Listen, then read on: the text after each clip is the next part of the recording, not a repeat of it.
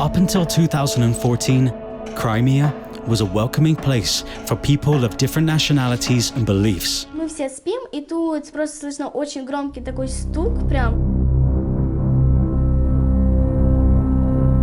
However, after Russian troops invaded the Crimean Peninsula, Crimeans began to be persecuted on political, religious, and ethnic grounds. Они нашли какую-то книгу и брошюру. Чисто из логики понятно, что она там, даже дня не пролежала.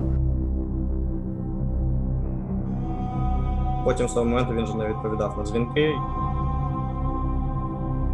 Мы ему письма пишем, рисуем рисунки и отправляем. Нам тебя очень сильно не хватает.